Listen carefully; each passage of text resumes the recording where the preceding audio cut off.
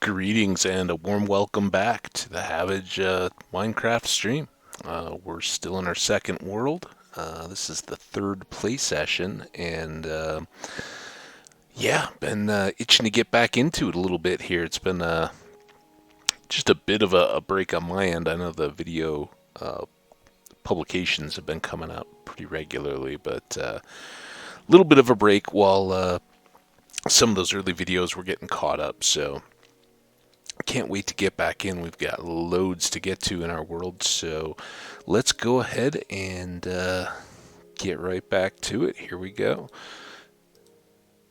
We're going to jump into our Susanna Dean world.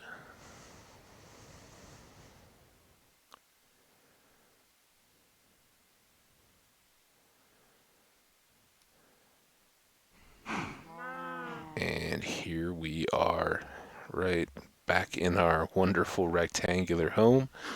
I was kind of watching a little bit coming back and anxious to get back after a little bit more of our topside world here. We've got quite a bit of stuff in our the end of our last episode. We were kind of making some nice strides in terms of uh, getting a little bit better prepared on food. We've got some steak cooking up, not a huge full stack or anything, but from just having harvest cows out and about, we've got that going. As a quick recap, as we run around a little bit here, we have our wheat field, which we've harvested partially once. That's gonna hopefully come along here quickly. We have our house, which is in obvious need of some improvement here. It's temporary, and that's kind of by design, but I think I would like to make improving it a little bit a priority. We want to maybe throw a second layer and get our bed up top, make it look a little bit less rectangular, and give some room to put up a roof on top of that. So that'll be coming. Obviously, we're still working a little bit in terms of our resource gathering. Aside from our free-ranging cows, which are kind of spreading out and taking up all over the place, we will get them contained eventually here, but wanted to get some wheat built up. And in the meantime, our next two biggest needs, I think, are to continue refining our sort of temporary tree farm, maybe get that a little bit more established, and see if we can get that going, and then start working on those fields, which we'd outlined a little bit in the last episode based on the tunnels that we extended out to get some of our diamond gear. So you see, we got up to some pants, we got a nice sword, and we'll continue in that effort. But again, we spent a lot of time in the mine, and that was a good improvement on where we'd been. But we are going to want to get working on a little bit of terrain adjustment, I guess. I want to get our base leveling done so that we can eventually put in our fields and get some real crops going, which will then allow our cows to move into our current wheat field, get chickens under control, and we still haven't even explored out that way. We're gonna need to greatly increase the sugar canes that we have in the area right now. We've just kind of occasionally been plucking the ones that are growing naturally around, but gonna want to take control of that and get a little bit more active in seeing where those are growing. So lots to do. Quick little run around here, and we'll dive back in, get going. So again, I think our balance of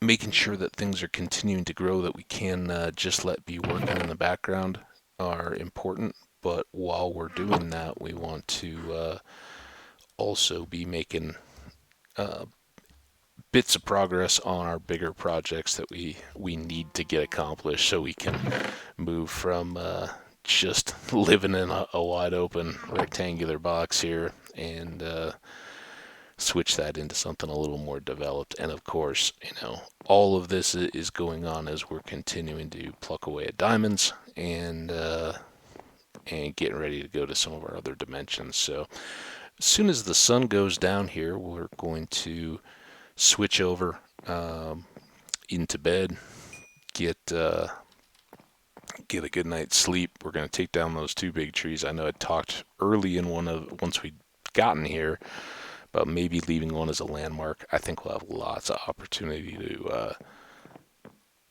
select out some big trees that'll be more scenic, or even replant a few times in a row to get one that'll go big.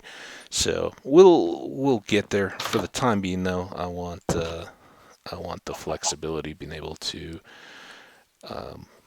follow the land where it leads us and get going. And I think by beginning with some excavation here, we'll keep kind of this level and contour, but we want to drop down for our fields. And it's going to lead to some dirt management a bit. It sounds as though we have an Enderman checking up on us, seeing how we're doing. Hopefully we won't draw his wrath. Maybe his buddy didn't send out a message before we had a little skirmish there in the last episode. But at any rate, we're just going to go up to the top of this tree, kind of clear some leaves and work our way back down again. That's the method I kind of like to get these branches knocked out. And as we talked about a little bit, the big trees are, I think, really have come a long way in terms of how they end up looking from a distance, and that they're, it's not just the same big tree that you encounter around the world, but it still helps to get up and see which way those branches are extending out, so that you don't have rogue blocks sitting up in the air with a bunch of leaves not decaying around them. So obviously we've kind of got something going out in that direction. The trick on these is that they grow out and then up a little bit, and it can make it difficult to find out which all the blocks that you really want to chop down as you're going downward, and making sure that nothing is left out there. But depending on what your graphics quality is, at some of the lower graphic levels, when you're not running fancy graphics, the leaf blocks won't be transparent. You'll actually have kind of a textured area, but you won't see the dirt or whatever is beyond them. So that can get a little more difficult to see through. But here we've got that ability to kind of look beyond, and hopefully that will make it so that we don't miss anything up in this treetop as we clear it out. Again, it's not ideal to want to have to build a false tree back up just to go get a block that you missed the first time around. So I think we've done a pretty thorough job here. I use the ladders or a torch or a bucket of water or whatever to break those leaves. If you climb up a tree while you're still using iron and are taking out all the leaves just to get access to those branches, it can chew up your durability pretty quickly. So yeah, tree trimming. It's not the most action-packed until, of course, we somehow end up with that Enderman up in the tree with us, or deciding that he thought we looked at him, even if we didn't. But again, hopefully we'll get these couple knocked down here pretty quickly, and get on to laying out our grid. A little bit of dirt shoveling again. It's kind of going to be a little bit of home and yard design and work progress, I hope, here. Just wanted to, kind of breathe the clean air after being down underground for so long the last time. But we did find those caves. That was pretty nice. So we'll keep plugging. For those of you that are out there watching and keep up with all the latest happenings at with the game of Minecraft and the development track, I'm not sure how many have seen, but it looks like there's an update yesterday, depending on where you're located, that announced they're going to stage the upcoming Cliffs and Caves release and do half and half this summer and half around the holiday season. Just saw that. I don't have a whole lot of specifics myself. We'll be interested to see what that comes out to, but did see the update. Again, as I've mentioned, I play the official release version, so I haven't done any of the pre-release or snapshot stuff on what has been played as 1.17, and my understanding is that all those pieces kind of play a role, but again, that's that's the experience of being out in that that real world environment when you're seeing some of these things get worked on. Are initially what you may be thinking may come out may all of a sudden get changed and broken up into a couple different pieces, and it looks like that may be sort of what's going on here. And we hopefully won't have too much of a delay, but that does make it a little more interesting to see how those various parts relate to one another. So I'm just going to get a bunch of shovels here.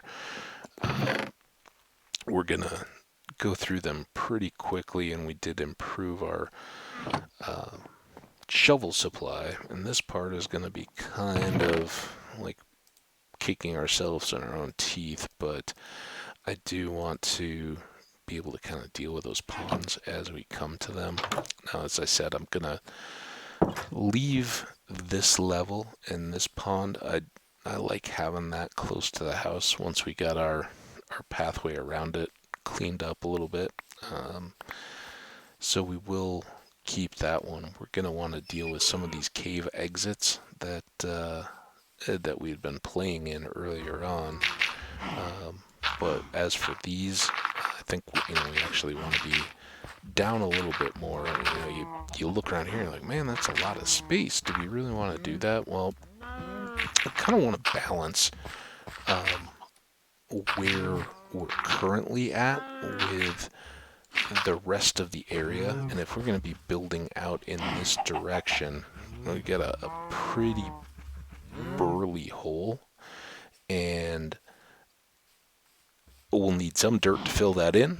And I also, as I've said along, I want to keep our buildings kind of up on a hill, commanding view of the area and that sort of idea. So by taking down one big layer, we get a little more separation from where we're building, and we'll also have a lot more leveling resource to work with. It'll just be a bit of an inventory juggle between now and then.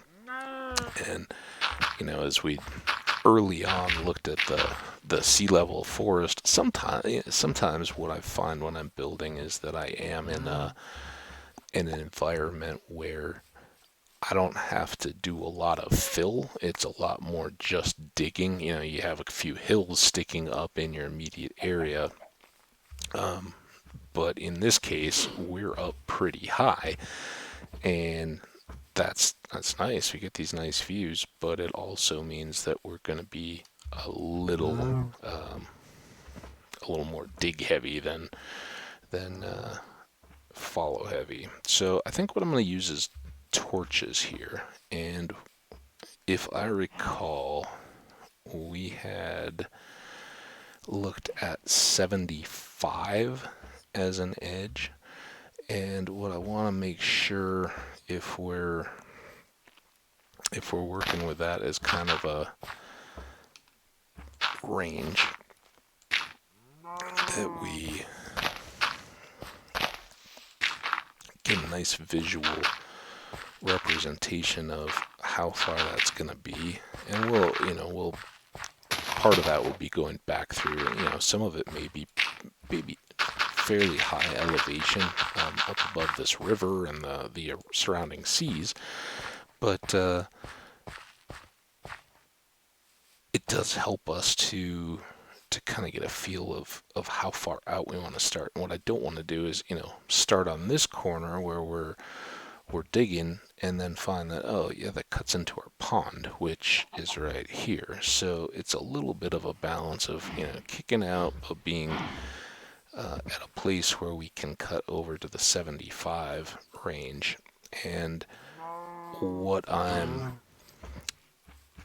thinking, or what I kind of like to use and have had a lot of enjoyment out of in the past, and really at least for this round, is a farm plot that extends a full 64 blocks of tillable soil.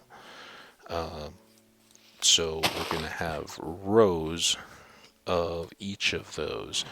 And this whole, man, you know what I got to do? I've got to grab that bed so we don't have to keep running back and forth here. Bear with me just a second here, because we really haven't, other than taking down 2 trees, we haven't done a whole lot with our day-to-day. But it's the early planting phases. Those definitely takes a little bit of time to make sure you've got the plan before you get started. That's what we're working on now. So here's our direction, man. When you do take down those trees, it all starts looking a little bit similar, but not to worry, we got it. So let's call, I think if we go to this line and take it down at least 1, we're going to get a lot of grass and flowers and things here today. Flowers. We're going to want to keep all of those. Well, seeds are going to pretty quickly be irrelevant now that we're harvesting wheat, because you get so many back for each wheat harvest. But as we get the flowers and things, we definitely want to hang on to those. We'll be able to replenish some flowers in some variety once we have a better supply of bone meal, but right now we haven't gotten a ton of that. We just haven't seen a steady flux of skeletons, and we haven't had the same good or bad fortune to find a lot of desert temples yet. And without those, we are definitely, sometimes you'll find that you've got chests there, and by the time you come out of one desert temple, you've got almost a stack of bones just from emptying them out. In this world, we haven't yet found enough of that. We found that one desert temple, but I think we were pretty well full from that first cave, and if there were bones, we just left them as they were and didn't burn them. So we'll get more, but by the time we're really cooking, we're going to have plenty of skeletons supplying us, so not to worry. But there goes one shovel. It's sometimes when you get into the grind, here, I want to get rid of that too. Get into the grind, you just don't keep it quite as close, and I forget to combine those last bits. And again, some efficiency would be nice, but waiting all the way just to get started on our initial grow is a lot more long-term costly. If you wait to get the the levels and the enchantments, a shovel is not going to be our top priority anyway. When we get to enchanting, we're going to want to get our armor and our weapons and all that. Those all take levels. The levels are either going to require quite a bit of combat type activity, or construction of a means to get ourselves a lot of experience. So we'll do it kind of the old-fashioned way here. And again, this is going to be a lot of this on today's session, just getting a start. And I don't know that I'm going to go super long. It's an evening tonight while I'm recording, and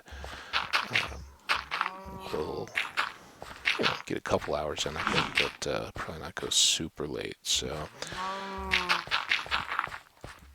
this will be one we'll continue to work over a couple broken out sessions. I don't want to do just, hey, Habit just done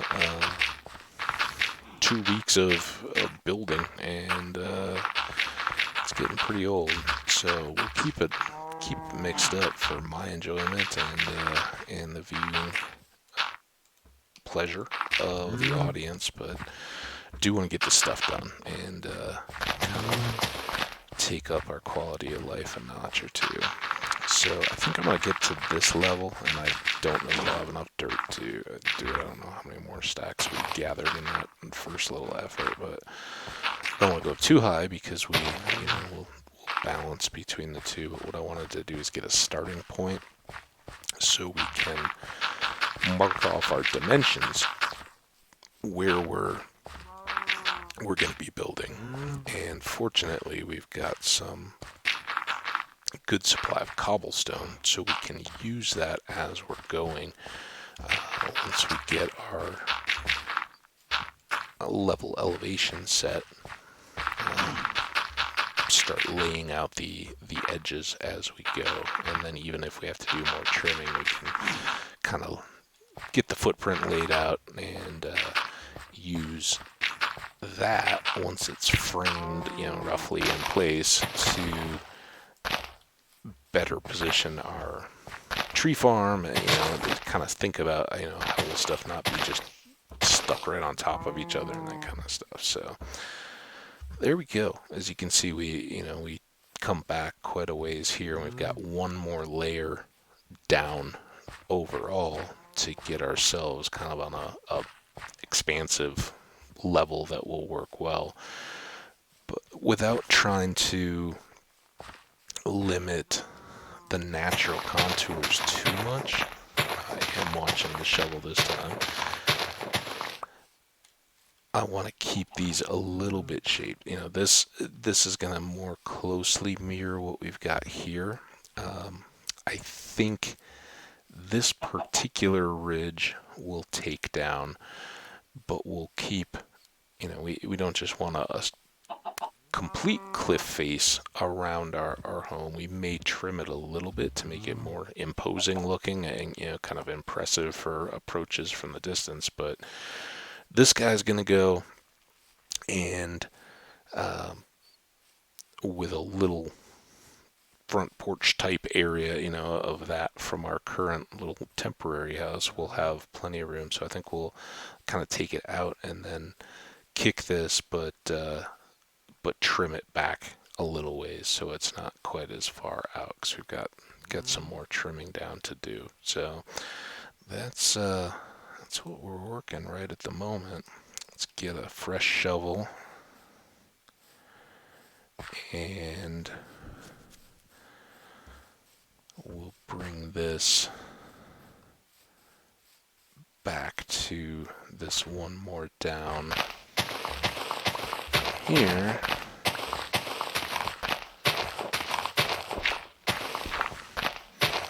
I want to get enough elbow room at the level so we can start doing some counting and see how close this gets us to enough space, and if we need to push out further, we can. But I think we're close to what we need here. Again, digging dirt. Just, it's a little cathartic. It's something you can easily do to chill out if you've been doing a mentally engaging activity for a long day, or have stuff coming up later and just want to unplug for a little bit, or if you got something you're watching on TV or streaming,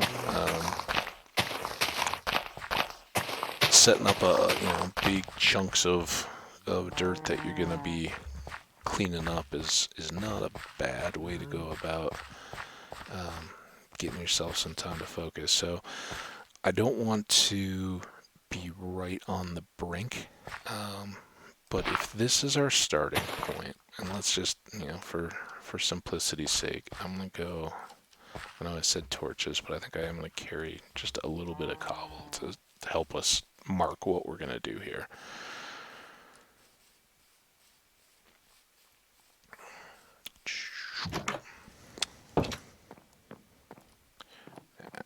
Let's get a couple of stacks, and while we're here, we'll just unload what we can of our excess apple eggs. All this good stuff. Let's tighten up a little bit. We still got plenty of torches for now. Throw our bed down. Okay, now one more thing. Let's put down some cobble there. We'll get back over, do a quick sleep, and then start to show you guys what I'm kind of working towards here.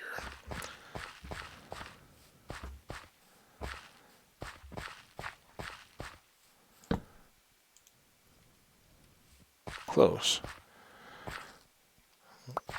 Just no time, like a little bit of extra to kill while the monsters are waking up. Alright, get her snooze. New outlook with a new day. Okay, so this will eventually be our corner, and where this is our back edge, ultimately all this is going to move out that way a little ways, but I want to share a little bit of what we're looking at least get our length. So we'll have a little edge on our outer edge, and we're going to have fields going out in this direction, and I'm going to do 4 rows of each crop that I want to grow. So let's say this is wheat, right? So four rows of wheat. Then we'll do water, and then 4 more of carrots, say. Then this will be stone. We'll have a little pathway. 4 more, and let's say that one's pumpkins. Then another little water trough, because again our water will reach out 4 in any direction to irrigate, so that's going to be another irrigation path. Now 1, 2, 3, 4, so we're going to do 1 more section of those, and if I do kind of think maybe the middles will be the 2 vine crops, melons and pumpkins. So then these would be, wheat and carrots, or potatoes and beets are the other ones. So 2 more rows of crops there. And look at that, we're already saving room. And then we'll need 2 more just to give ourselves another little edge on the backside. So that's what we're gonna look like. Now, when we're set up, because just planning, harvesting, working out in the fields, we may run late some evenings, and we're not going to necessarily wrap all that work up before or after the day ends. So I think ultimately we're going to have kind of an end zone. If you think of this as a field for folks that know American football, it's going to be our end zone area, and let's give that plenty of room, because one of these is going to be for a wall sitting on top of it, kind of like our current wheat field. So we're going to call all of that deck, and then just to carry forward our little spacer markings, we'll take one more row here.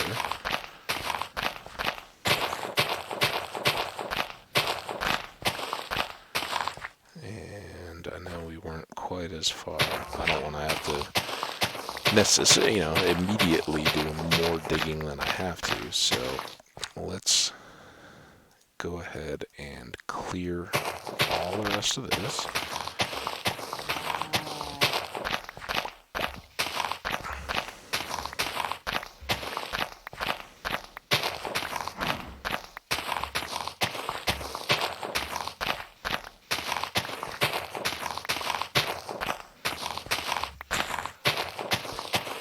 Not too painful, not too bad.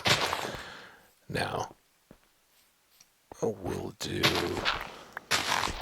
all these are going to go eventually, but just for continuing our markings and making it easy, we'll pop all of these out first. Because the worst thing is to dig out a whole bunch of this and jump to the other side of a simple little berm and realize you've been off your planned dimensions. You got to start all over, fill things back in. So we're gonna go shooting down like this.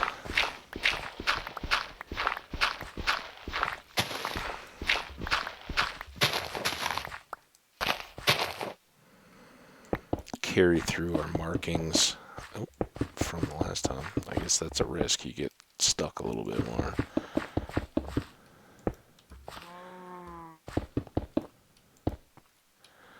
All right. Now, that was water. This is a path, and edge at the other side of the water. Clean up this one, and now all of this area will get filled in with cobblestone, and we'll trade that out with the dirt that's there. So hopefully this gives a little better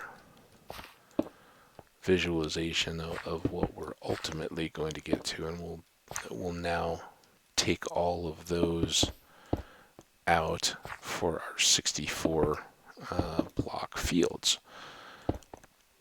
And then once we have it all framed out, we'll just kind of do the digging out and filling back in again. But hopefully we won't have too terribly much extra fill work, a little bit here on the edge, but by going down that extra block, we're going to get most of this on its current level and won't have to just fill in valleys to get it all done. So that will end up looking pretty slick, I think.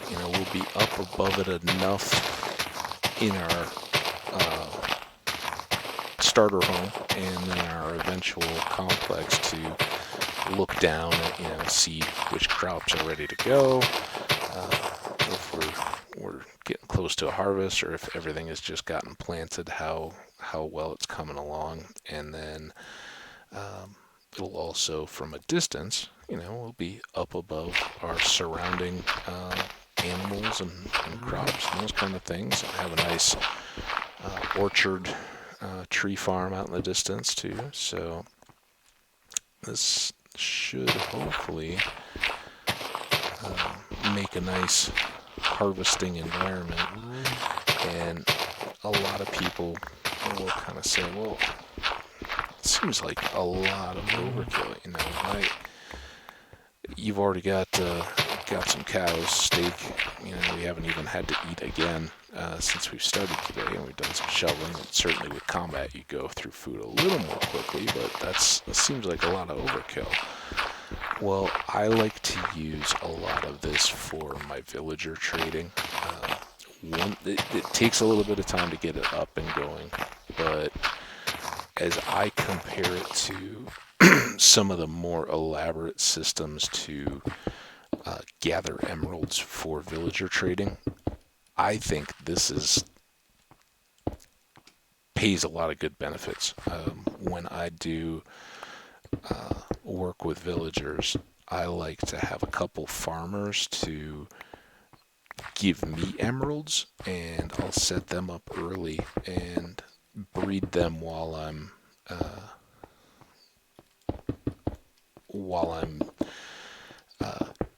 use them to breed other villagers as I'm kind of building space for them, and they'll become my librarians to give me my enchantments. But all the while, I've got crops here that I can sell to them directly and always have a good stock of emeralds ready to go. So we didn't quite fill up that first end yet, but we've got a good start, a good layout of what we're going to try to do here. And now it's just a matter of a little bit of counting, a little bit of math, because we do want these to be a full 64 for the simplicity of when we're doing our planting and harvesting. That's just a stack. So, you know, if you got a stack of seeds in your hands, you're running it down one way to harvest and run back in the seeds to replant it. And you know, in the time you can go up and back, you've got one whole row of crops done. So that's the idea. Now we are currently at 38, looks like, and not wanting to risk too much on trying to show off my math. I got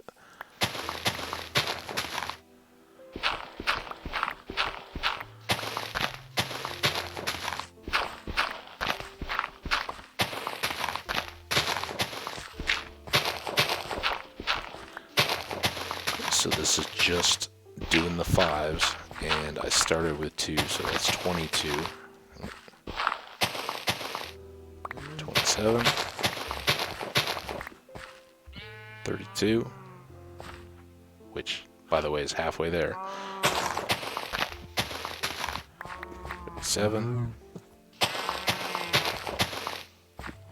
and 5, and I think I'm going to mark that there. Now as we're losing our light, I know it's going to kind of break the mold here. So that was our 2.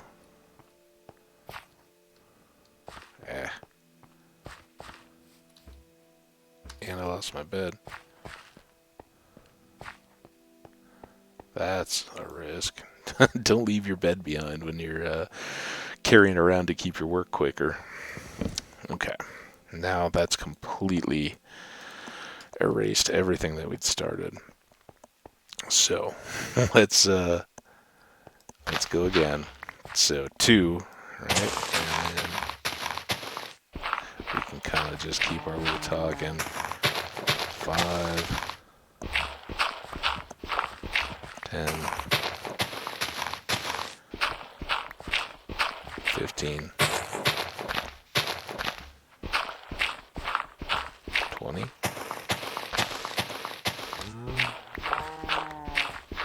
35.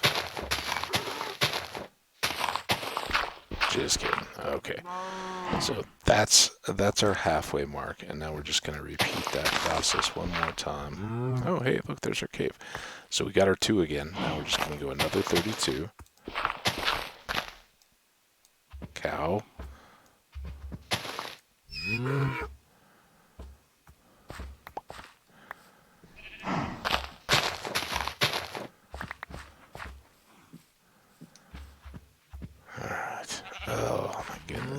it wasn't for animals, we'd all be carrying a lot more stuff ourselves.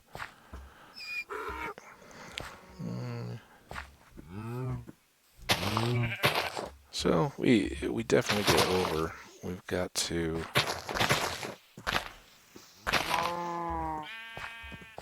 back out, and I think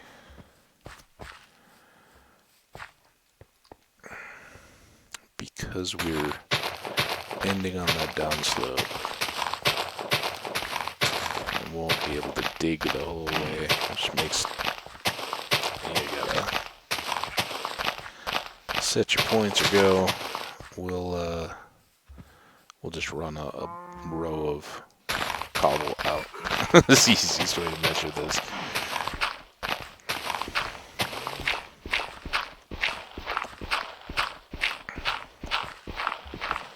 Hopefully it won't drop off too much there at the far end. Because again, we won't need quite as much depth at this side or at the far side as we do here. Here we'll put together some chests. We'll ultimately probably have a bed, some of that kind of stuff. More room to process what we're doing at the other end. It's just breathing room, so you're not right up against a fence when you do it, just for comfort's sake. So we're definitely going to want a little bit more, but let's use some of our dirt. We definitely don't need to give up a whole spot for one piece of granite. We don't need our seeds, although we'll get more. Get rid of that. Back on the cobble. And swap there. Okay. So, I don't know why I seem to be so prone to getting that debug screen left open on my streams here, but we'll get that dealt with. So here we go. This time we're just going to run backwards, use up our full stack of cobble, making our path, and when we run out, we'll know we're good. And this is only challenging if we go so far that we can no longer touch. I think we're going to be good, but I didn't want to fall off the back of that ledge into the lake. Okay, so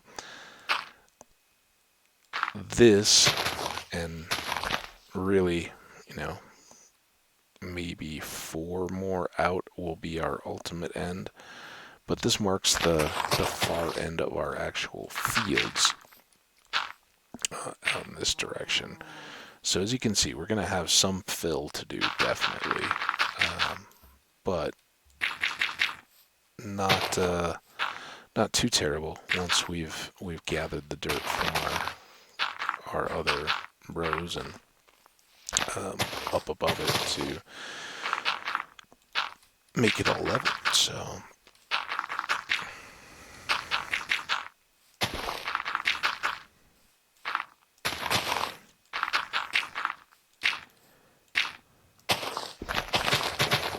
as I said, seeds kind of care less about, but the flowers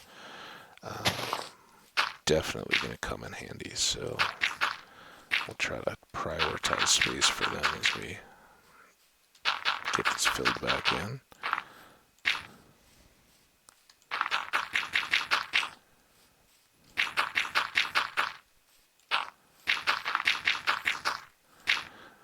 It's a little weird having the shield while you're doing this kind of work, especially when it gets into the farming.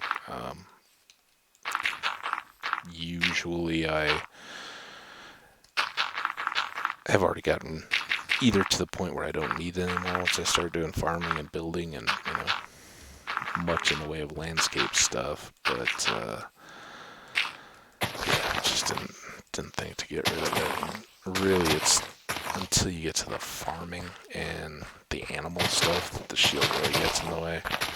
trying to feed animals with a shield in hand, you just go into your block stance instead, and that's pretty annoying. So if possible, we'll try to avoid that. Now, maybe do this in sections so that we don't bonk our head.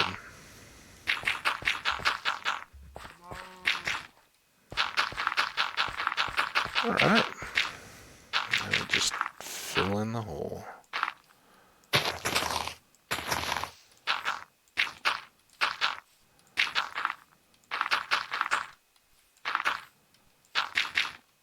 Rain is bad tonight.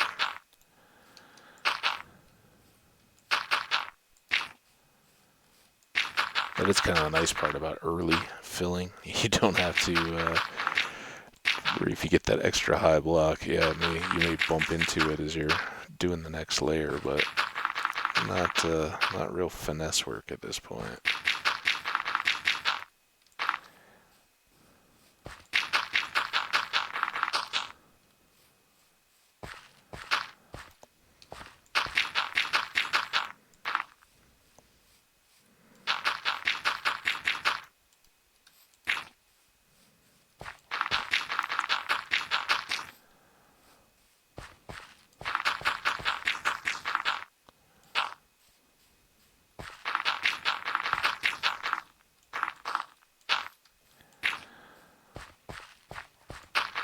Alright. That part, oh, look at that, we used up all the dirt we had. Good. Now as we go, I'm just gonna, as you see, you can place your dirt to just get rid of that stuff, but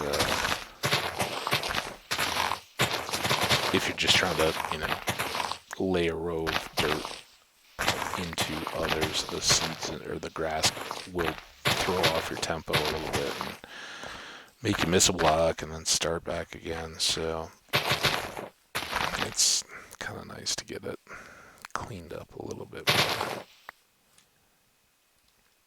like that one must have done.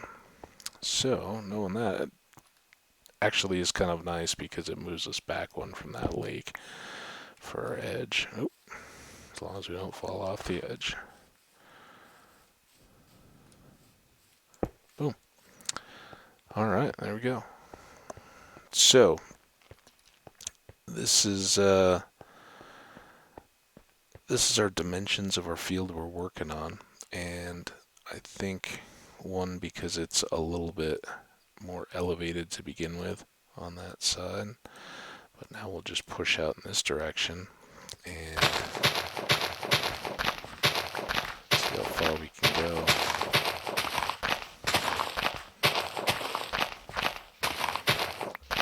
Again, the good news is, aside from the edges and the paths, we don't have a whole lot of stone laying to do here. Our fields are already in place. If we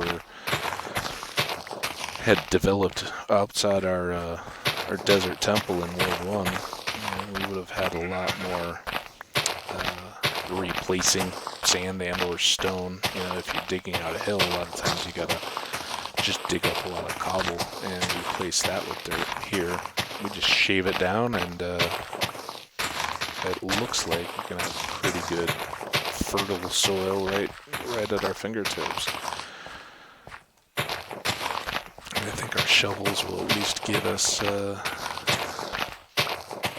filling out, and the stone we have should maybe let us get this first field fully laid. Should be a nice start. Because again, I'd really like to get our wheat transferred. Get some lighting up, get that growing on a bigger scale. And then it can be going as we prepare for the others and start our orchard stuff. So let's just keep knocking it down here. Again, we'll have to do a 2 wide trench on this side to put our outer edge. But that one, the black sheep is standing above right there, is going to be water. So no need to fill or do extra extension there. We'll just have to frame that as we get here where the land elevation drops off a little bit more. But as you can see, it's kind of nice when you're taking down a layer. You just clean up all these weeds and grass and stuff. Dandelions automatically. You don't have to do extra time for those.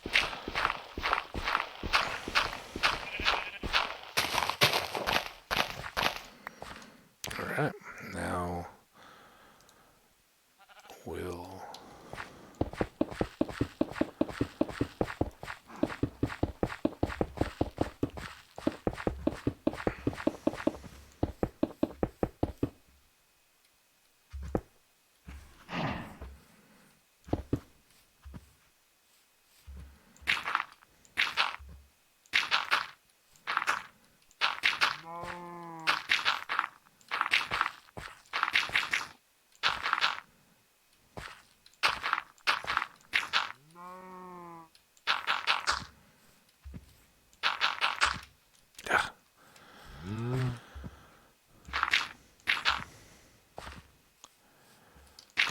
So as we kind of pre-extended this anyway, this is going to be our back edge, which actually works out nice. And we'll have a nice frame for our first two fields here pretty quickly.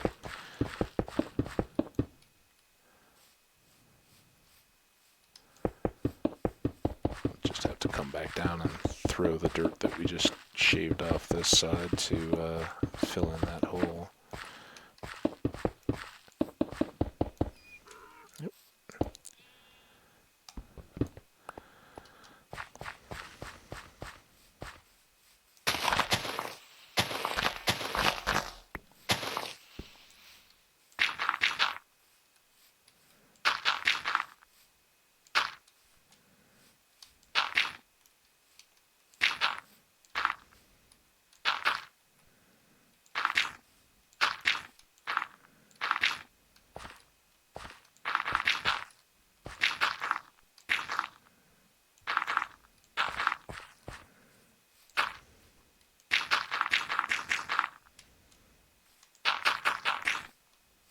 Okay. Closer.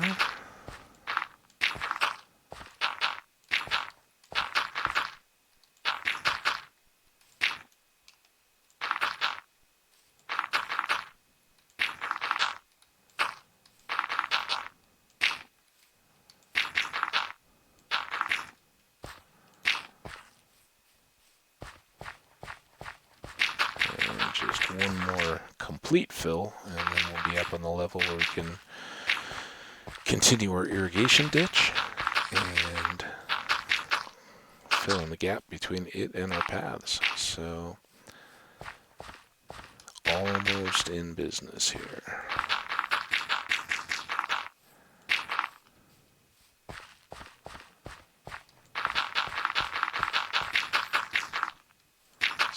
That is the last of our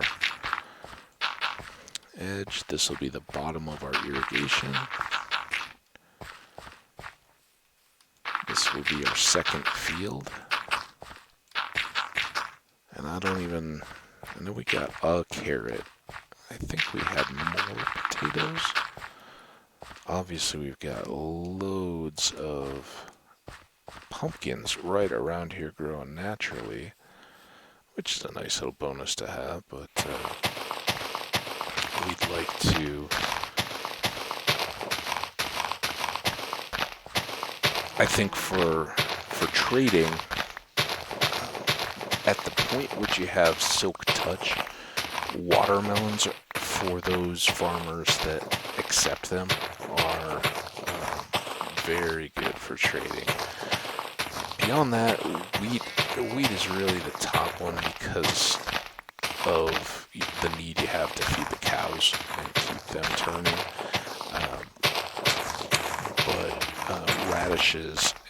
radishes, beets and wheat are both really good volume traders. They trade at an overall lower amount than the carrots and potatoes do. Each villager needs fewer of those for a particular emerald trade. So it's nice to have those going well. The beets are they're just kind of weird, you know. Yeah, you can make beetroot stew or soup or whatever, which is a little bit of a nod to the mushroom stew of days gone by, and they're good foods. And when you're going through and eating all the foods and all that, it's kind of nice for world depth to, oh yeah, we can have some rabbit stew tonight, which is a multi-ingredient, but the beetroots, you can make it easily enough because you don't need anything but beets to make a few bowls of it. But you have to carry around the bowls. They don't give that same convenience that just loading up on steaks or baked potatoes and golden apples do. So all in all, more of a novelty than an actual food source. And one bright side is we knock down a little bit of the surplus dirt that always seems to pile up, which is always nice. Getting rid of some of that before we eventually shave down those hills too. But and we had this little hole to fill in. Forgot about it. There. Good stuff. Now let's go get this done.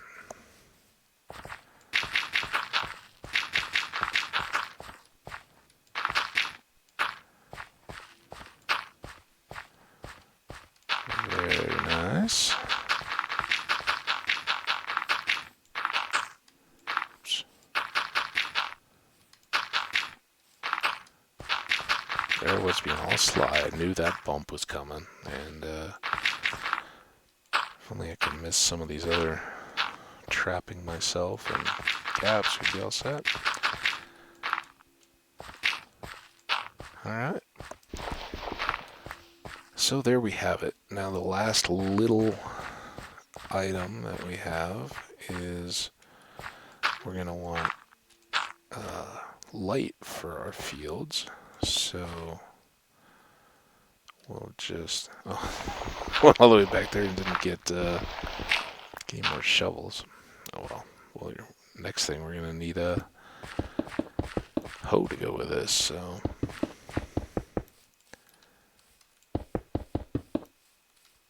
do that.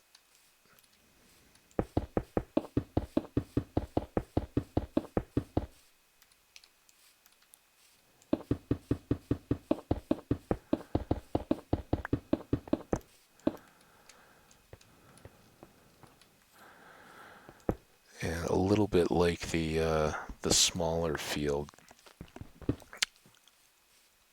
I will be open to feedback on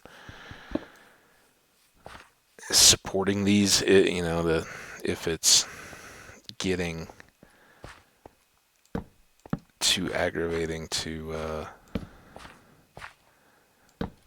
endure the floating cobble once we've got time and have dealt with more high priority projects, we'll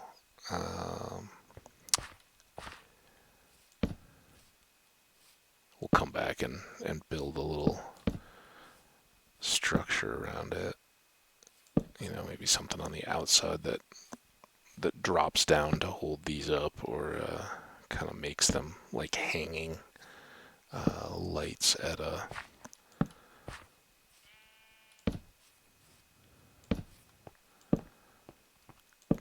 over a what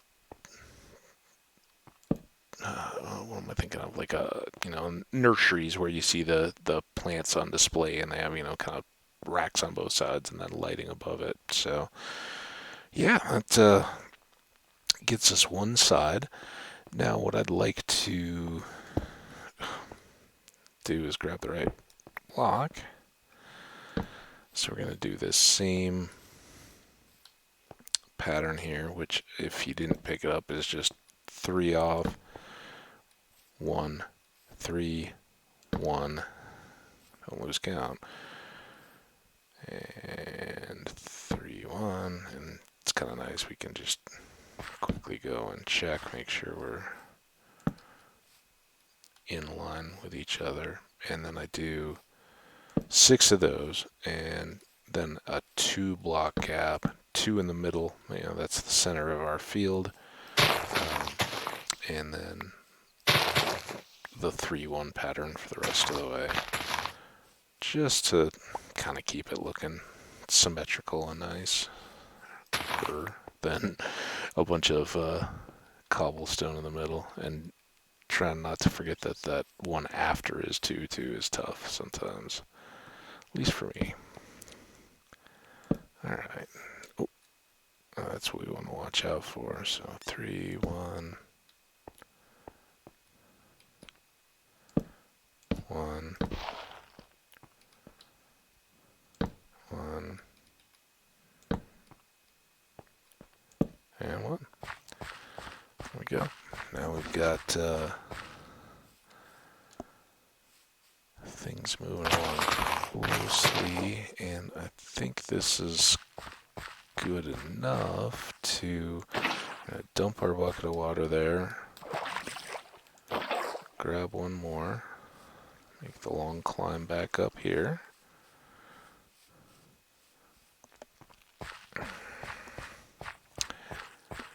And now again, just like the 4 in the wheat farm we've got over there, we put the 4, you put water in the 2 opposite corners, and it makes an infinite water source. If you put 3 together, then you've got an infinite water source there as well. And that's really nice because then you can just kind of work your way down the row without having to go traipsing around or grab lots of buckets to fill your water here. So I know it's a little bit of endurance to watch moving some dirt around and getting it set, but this we're already getting the water spread. We'll run a hoe up and down, particularly that first section, and get some wheat seeds down, and hopefully we'll be in business on that and starting to spread whatever we have in next most abundance back inside. So we'll refill that, grab the bed,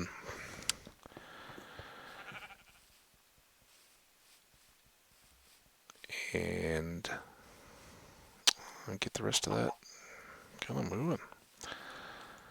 What do other folks think about fields big versus little? So I think what we'll do is our wheat seeds here, we've got almost 3 full rows all ready to go in seeds, and then we'll do potatoes next.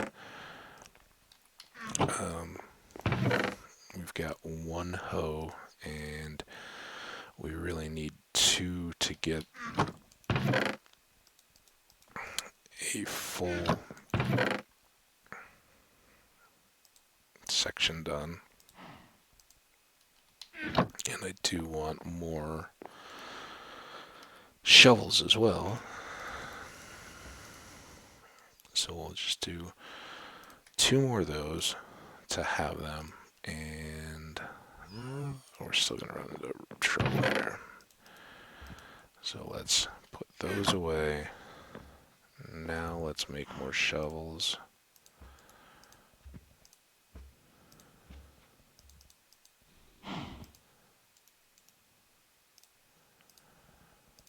Okay. Oops.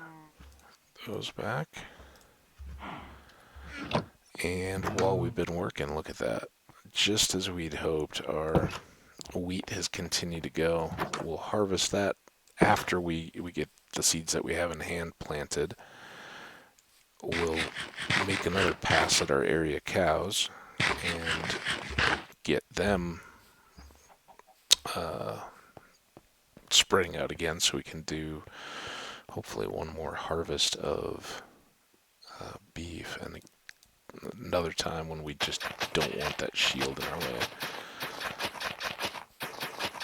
So I think this is, we'll see it even more in the seeds, but having long rows like this, while it feels like we're doing a lot of overkill, some of these tasks you can do without so much turning and spinning. You know, by the time you've tried to go, once you get on tack and you're just either going forward and back or sideways like you do with the hoe here, it's pretty efficient to just move up and down the rows, and even more so with the harvesting, because then you can actually sprint through that whole endeavor and make sure that you get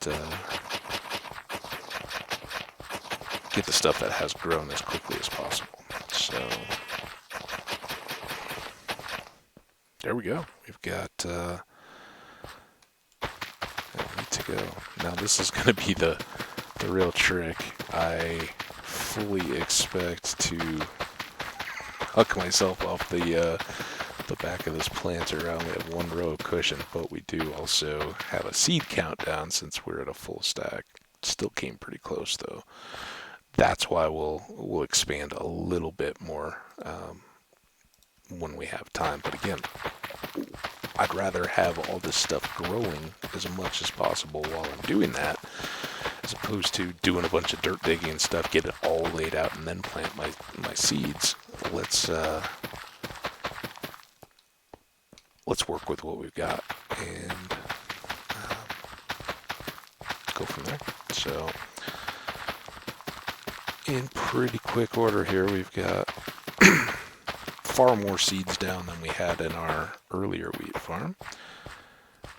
And speaking of which, we're now that we've used those up, we're going to go try to harvest. And I say try because hopefully we'll have enough space to harvest, but we won't have to, we're not going to be replanting there. We're just going to grab what we got. We'll take one stack plus of seeds back over to finish out that field. And then we're going to fill that in and move our cows with the wheat that we're going to get. So, and again, I know this isn't 100% done, but fully acceptable loss at this point. I don't mind that I'm not getting full wheat on some of those.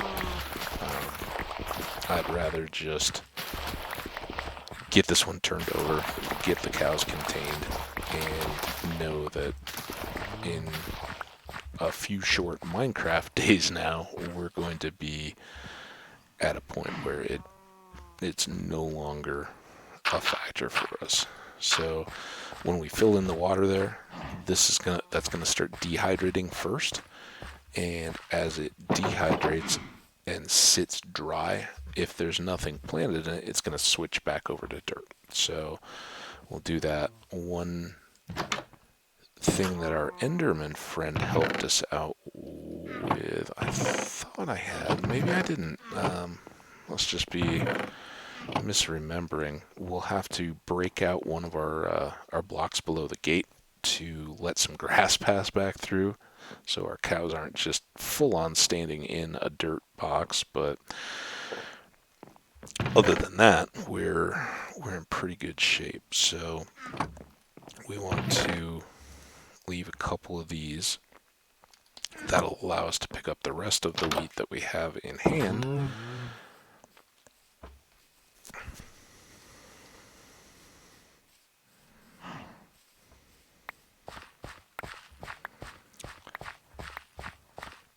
Okay, So this is what I was talking about here, and I think this is going to break our gate. Nope. We want to pop, pop some dirt back in underneath these gates, and doing more of them will help expedite a little bit. We've still got to wait for there to be dirt on the other sides of these, but that will start to switch pretty quickly here. And these will turn to grass if something is isolated. Like right now, this has no grass touching it. It will sit as dirt if there's no ability to pass grass to it. But when you get these cleared back up, they'll start switching. When you jump, you can actually switch your fertilized or tilled ground back into just regular dirt. Much, if you were just walking all over a prepared field, I guess it wouldn't would kind of defeat the purpose of a plow setting it up to have seeds. So let that be a lesson IRL. You don't go jumping in fields. But with those set, and as soon as I see one grass, this doesn't have any real world impact on our cows. It's just, it looks a little bit feedlotty if you have them standing in a dirt area. Okay, so we've got some dirt coming, and you can see this guy's already switched. If I can just get one or two, then we can switch the gates. And I don't know if honestly having the gates open or not makes a difference, but not knowing, I'll just leave them for the time being and get them going. That's going to take just a little bit of time to do. While it's there, let's go back up here. I forget if we got 2 leads, which is better than no leads. Let's swap a lead for a pick. We're going to do a bit of kind of furthest cows first, since we've got time to burn. And we don't need to get every single cow. But if they're potentially going to be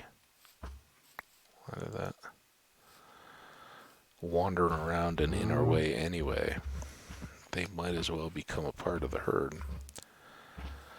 So what I'm hoping is we get a couple on leads from the furthest away, and then we turn on the wheat. Now that this is going to be the problem with the wheat, is dumb little sheepy there.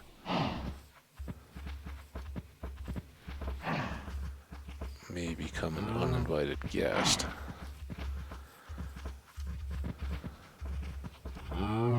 But already we've got a decent little parade going.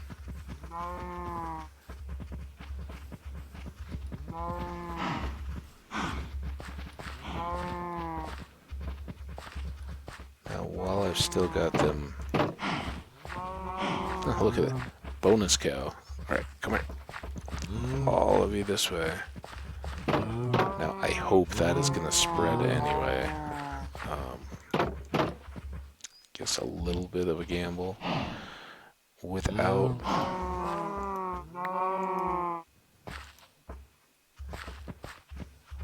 Where's the cow with the lead? Okay. So, by most standards, that's already a pretty decent herd of cows to start from breeding, but we want to... We don't want just pretty decent. We want all the cows. At least all the cows that are in convenient proximity. And I don't mind having a few out on the fringes in other directions if disaster were to strike, and say a creeper gets on the edge and blows up or something, just by having a number together, and then a few isolated away, if disaster does happen, you can just go grab the ones that are free range out far away and bring them back. Again, I don't want to have cows wandering all around in my yard, but I not so much with cows.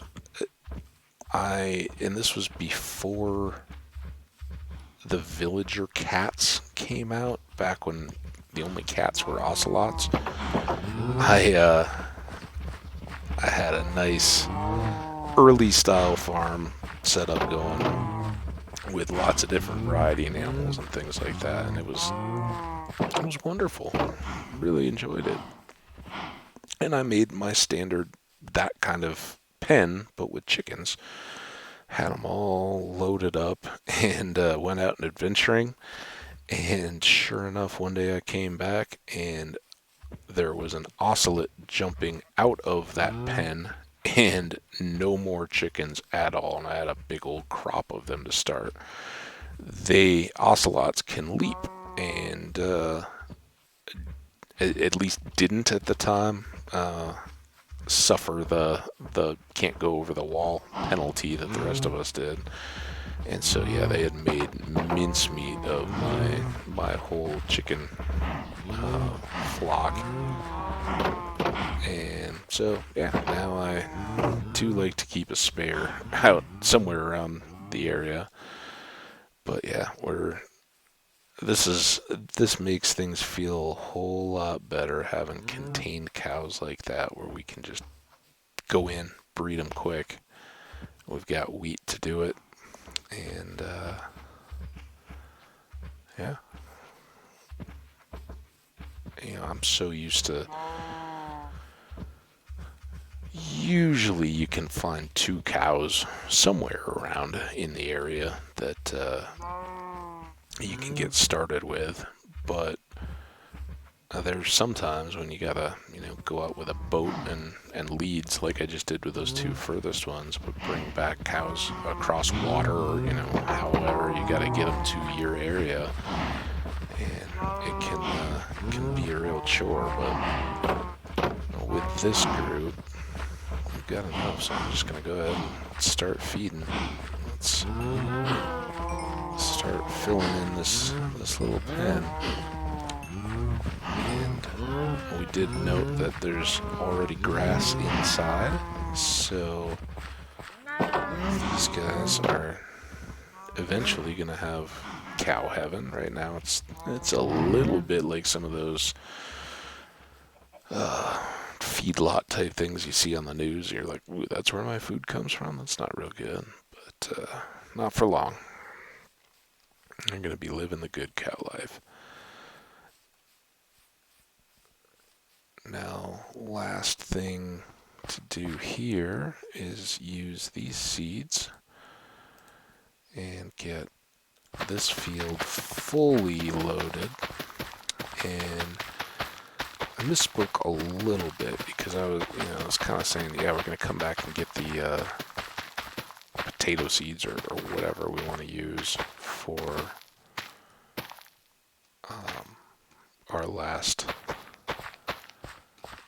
our next field. Actually, what I'm actually going to do, as soon as I guess I can do it from here, I'm going to run the hoe down, get it prepared, and then I'm actually going to put everything I've got, with the exception of vine crops. I don't want to use them in the same fields because we'll see as we start growing some pumpkins, but they grow on a vine and then spill over into an available block, and that can be difficult in terms of them taking over what you hope to be tilled soil for your next planting. So instead of putting them in the same 4x4, we'll have a sort of different configuration for those specific crops, which less plants per area, but same basic concept. Instead of having 4 total rows of vines in the same area, we'll have 2 rows of vines and 2 rows where those pumpkins or melons can spill over into and grow and pop. So that's the plan for our vine crops, and that is my thinking on our next spot. Obviously, we've got a little bit of work to do before we get there, and we've got to cap off the cave entrance that's going to pop up. But again, while we do that, our cows are going to be multiplying in their new home, and our wheat will be growing up beside us. We'll be in nice close proximity, so that's going to stay loaded the whole time, which will be good. Now, it's going to be a minute before we need these again, so we'll store that. And eventually we'll have toolboxes and things out on that side. So no, we got after feeding, we've got actually another full stack of wheat, which is very good. Again, we have no beets to start yet, but we'll put both our carrot and potatoes into that same next field. And what bone meal we do have, we're just going to go ahead and get started with. I think I'd rather have it on the potatoes and the carrot than on pumpkins, because again, we're not trading yet. We don't have any of that set up, so no real rush. But with the bone meal, both of these should get started pretty quickly, and by the time we're ready to switch out our carrots, we should have that field, all the fields ready to go by that point. So we'll do a rush job here on what we can for these initial offerings, and then let them grow naturally, whatever we can get out of the bone meal. It won't fill our available area yet, I don't think. So just to give a little bit of room to expand into, I guess we can, for grins, go here.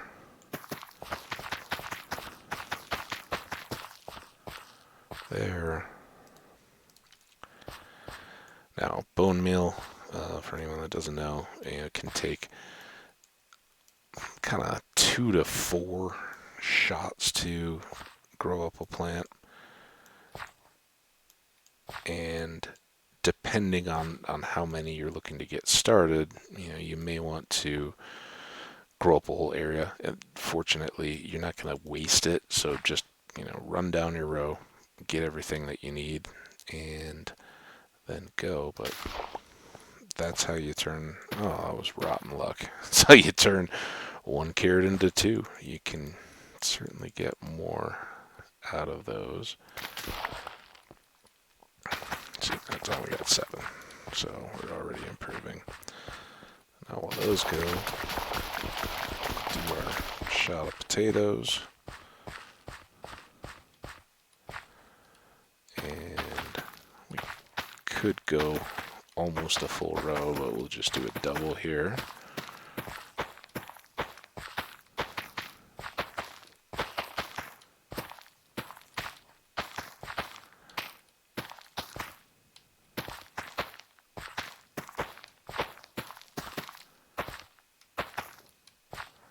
And most of the way. Oh, we gotta get our lights going on that side too. So I'm gonna use the bone meal that I do have on these carrots just to try to catch them up a little bit to what we have in the way of potatoes.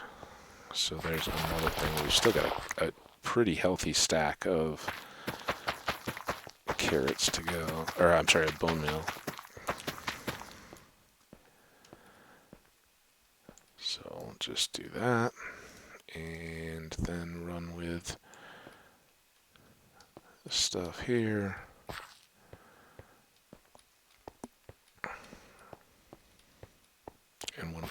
is said and done, we should be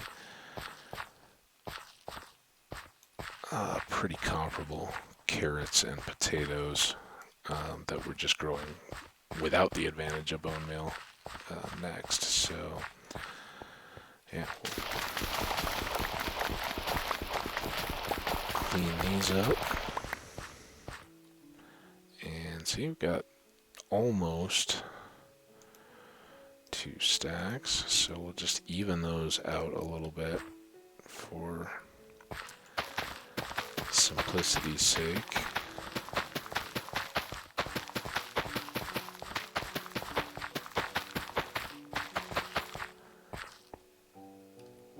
Get this other set here.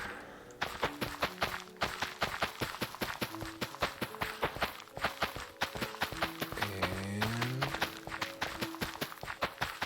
hopefully, oh, that's the disadvantage. I guess if you get the odd number one, you got to do a little run. But no big deal. We'll get our exercise in.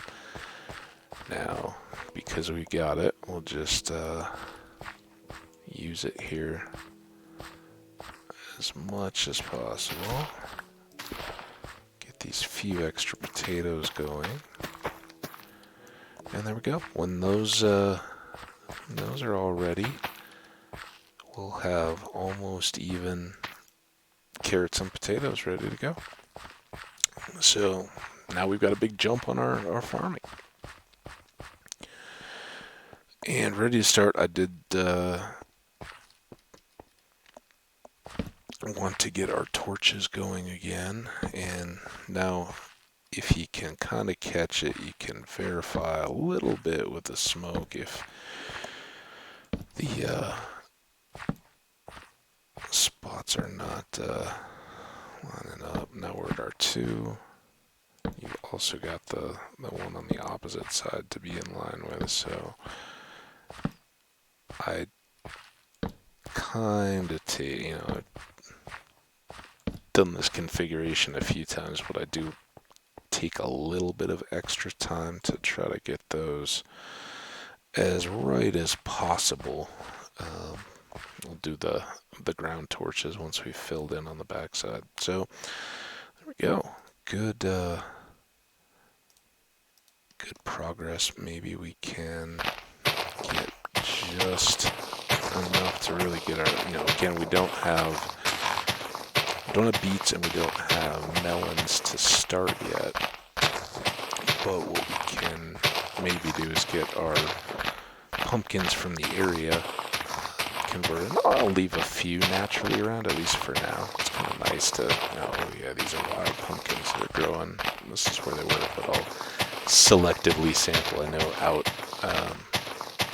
to my left, out that way on the other side, we had a pretty good grove, and there's another one in that direction. So lots to take a few from here and there. I think we had 6 already, and you get multiple seeds out of those to plant. So we can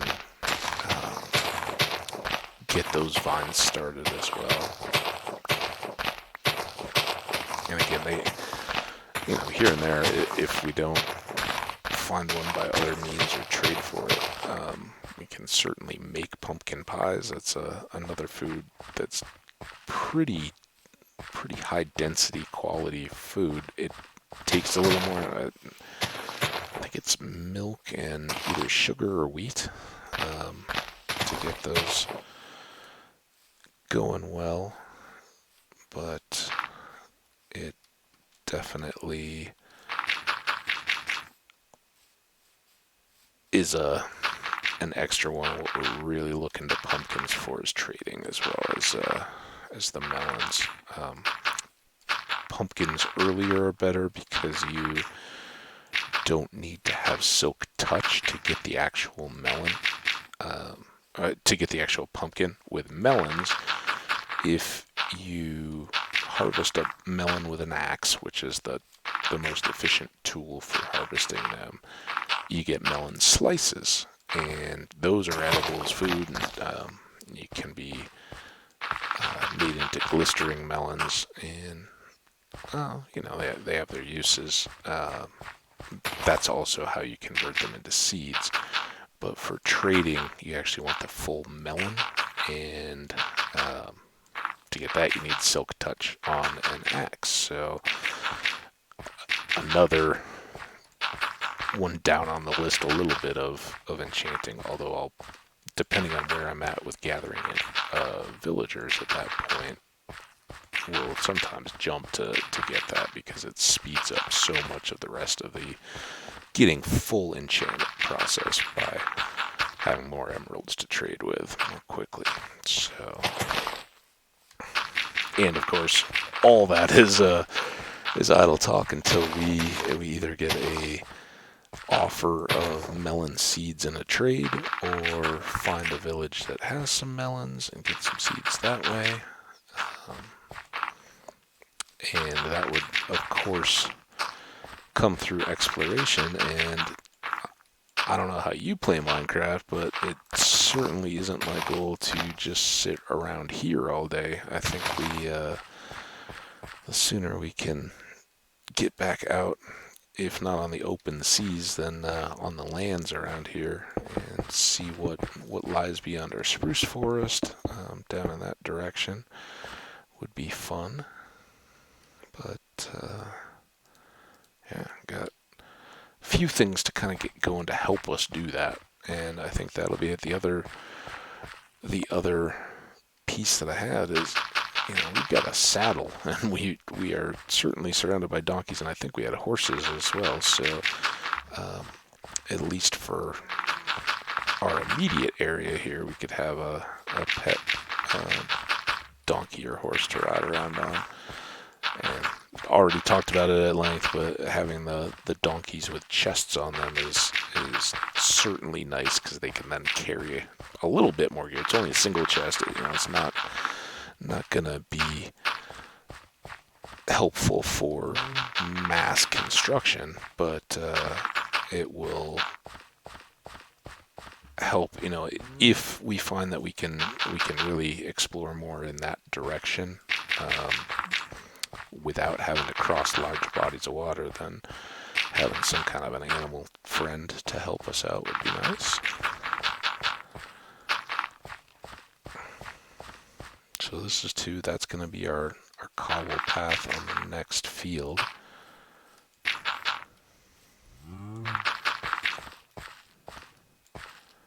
So while it may seem like some of these things are never going to finish, we're making progress. They're not so terribly long.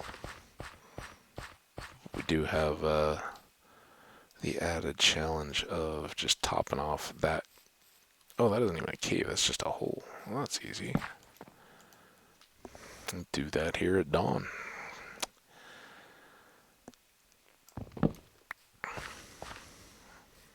Alright, one hole about to be filled.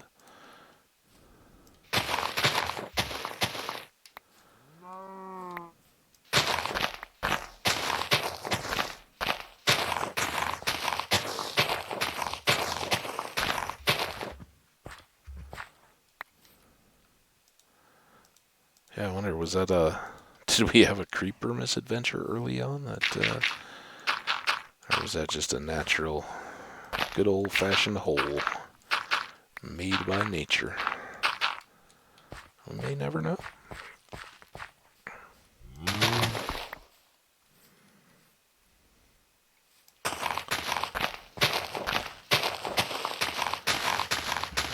Here we go.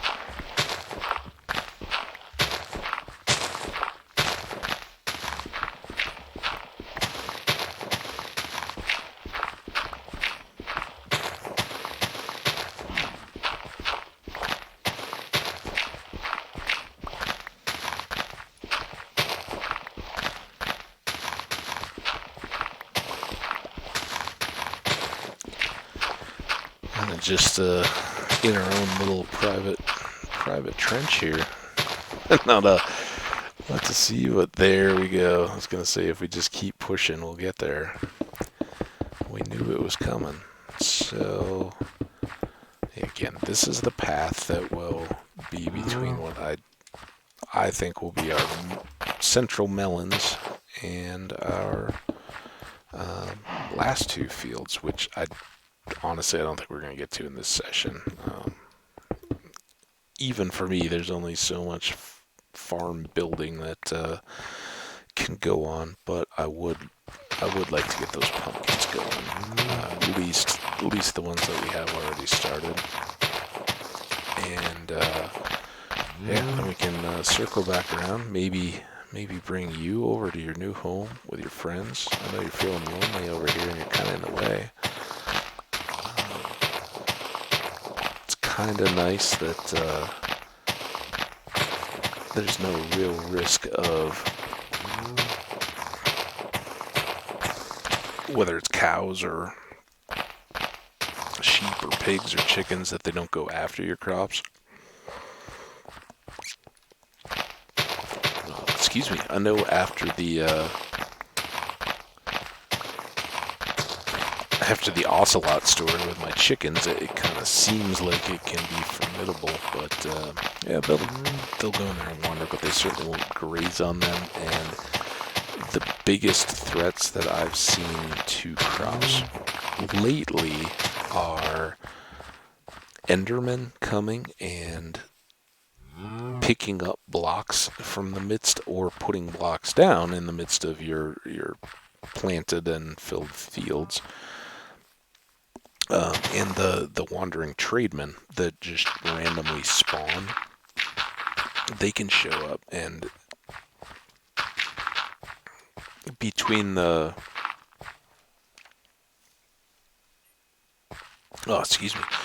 between the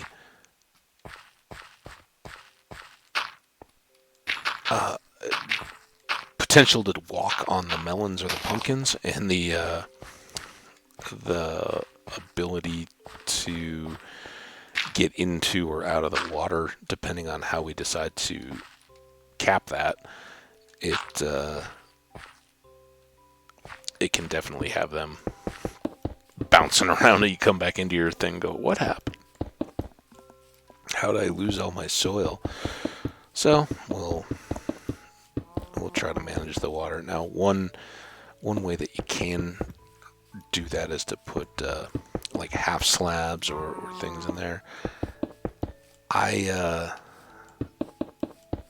If we find a swamp, I like the lily pads, just to cap over the water. To me, they seem a little more novel, and let's face it, the lily pads get a bad rap. They had a troubled history to start, and don't have a lot of use. They are loud and annoying when you're in the midst of getting started in boats. So it's a little bit challenging to find any need for them in the game. It's ironic, since they're one of the few items that the wandering trader likes to offer a lot of times. You see a lot of those, but we've definitely got good progress there. I'm just wondering about what amount of pumpkins we have. We need our hoe. We need water in that trench. I need to look in the right chest.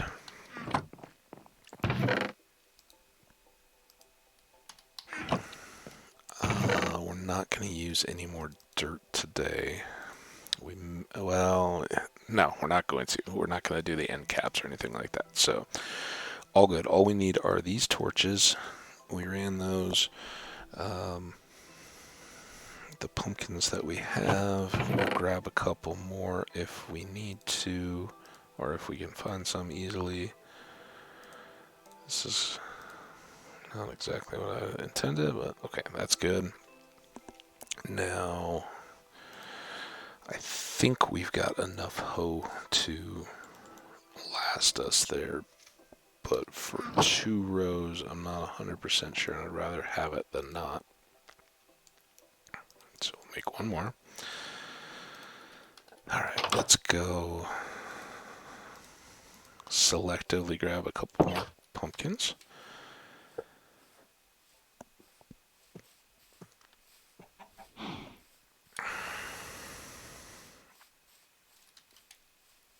I thought we had two little groups of pumpkins. Didn't we have another little batch? Maybe it's just that one corner. What? Where am I losing pumpkins to, folks? Thought we had some over by the trees. Maybe not though. But we've got some more sugar cane. I just decided to come get those. Let's give them a little bit of light. They seem to be growing up okay, so while this isn't ideal for any kind of mass cane growing, it's better than what we had. Planting 11.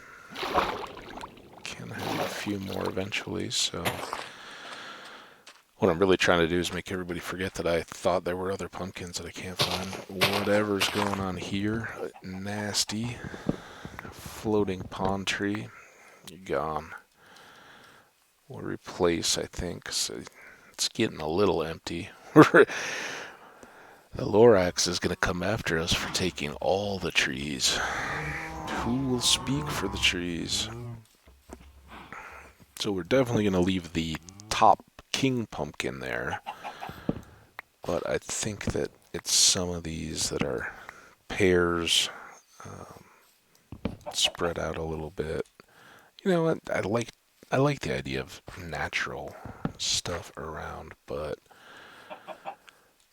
I also like the idea of not not having to hand generate everything. So 12 turns into 48, and that's, for those of you doing the math at home, almost a full stretch of pumpkin vines.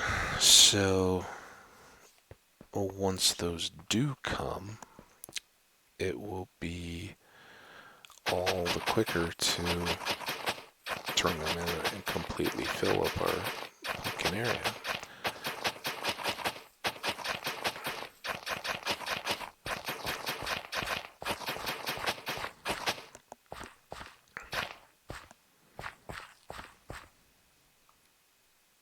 While we're here, speaking of ugly things that don't belong, get those down.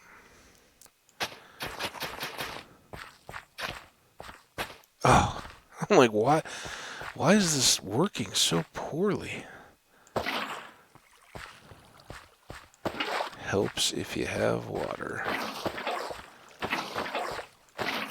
It's always funny to me though that, we dried up that cow pasture where the wheat field had been, and we're waiting for those to turn back, and when you're waiting for them, they go so slow.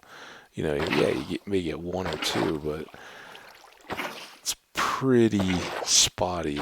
But when you've got a row of them that you're trying to go and you realize that you don't have any water, they just start popping back into dirt as quick as you can look at them.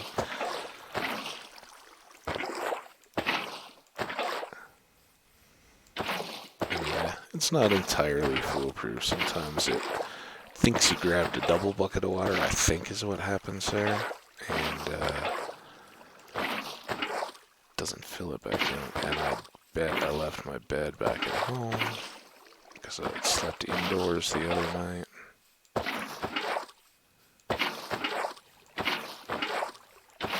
This is where it's really nice once you have the full... Oh, I got it with me. Look at that. On the ball.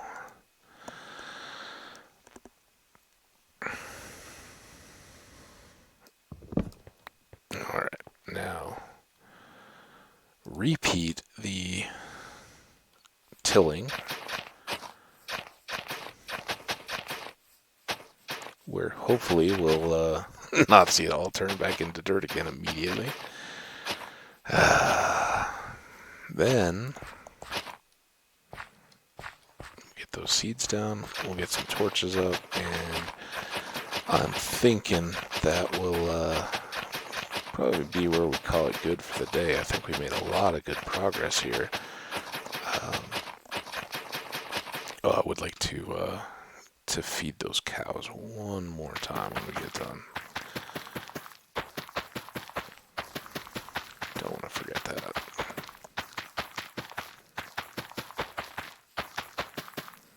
But all in all, pretty good progress when it comes to achievement of our progress to not starve and eventually to have books and bookcases. Getting movement in the right direction. I had talked about, and eventually we will, we'll want to do a much more robust sugarcane farm, where it's designed not to the same length as some of these, although I've done that in the past. It can be nice, but usually using wider channels of water, where you can pick up any spill from a boat is a good way to get going there. And then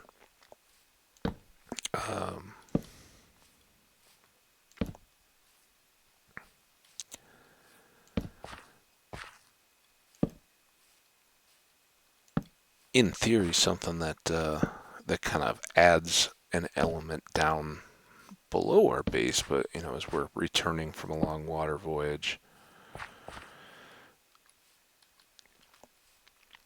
it looks nice. Lets us know we're getting close.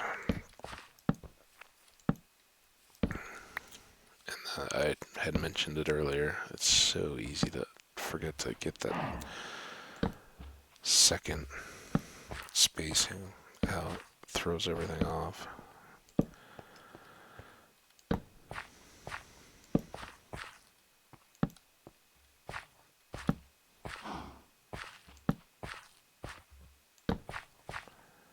You get a little bit of help when you leave abandoned torches around.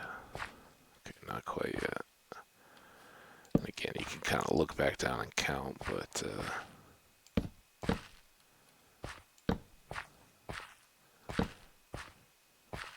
as long as you don't fully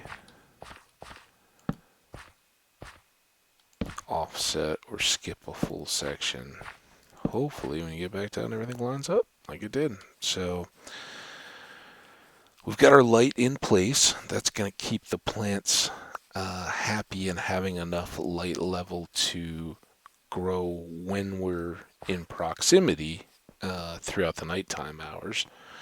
Again, this end will have chests for each of the crops, set up with lots of storage, because we're gonna, when we do, we'll get some pretty big results. And by the time we've got fortune on a hoe for the couple crops that benefit from that, by the time we are stockpiling up pumpkins and melons and have the overflow seeds from beets and wheat, we're gonna have a lot on our hands there. And rather than lugging it all back and forth, I like to just store it in place, ready to go. So we will definitely work to that. We'll need some fence work to go around the whole exterior. We want to raise up that far end to give ourselves a little platform and extend out a little bit. And I think immediate next project will probably be to get our chickens going, and we'll maybe just same footprint but bring them back towards us here, just so we don't have to be going excessively far away just to feed and harvest them. But this is definitely better than chasing cows all around the property trying to find. Look at that, we even got a level. So now we're up to level 30. This is the very bottom tier of where we want to be for enchanting. Effectively at this level, once we had our books and our bookcases, we could get one full level enchant. And just be totally blind about it. We don't want to leave ourselves in that situation. So, um, and obviously we need diamonds. We need to get a diamond pick so that we can get some obsidian, so that we can even build an enchanting table. We got a long way to go, but we're getting there. It's all starting to seem a little bit more reasonable. I think by the time that next batch of cows grows up, we'll be ready for another harvest. And like I said, we've got a saddle there ready to go. Sorry we didn't get to any of the building stuff, but what I've been thinking about here, and one test I want to run while we're just kind of wrapping up, because I've never. That is great news. I was thinking, while not even looking at the structure, where if we did put a second level, how we could get up there, because we've kind of used all our available wall space, and I was afraid with a ladder, the chest may not open. I know torches are designed to let them open up, but sometimes if there's anything in the area there, that will cover. The one other thing I guess I feel kind of obliged to do, although I like the added thrill, but I think just to cross it off the list, those of you that have been worried that this was imminent death trap, we'll get that.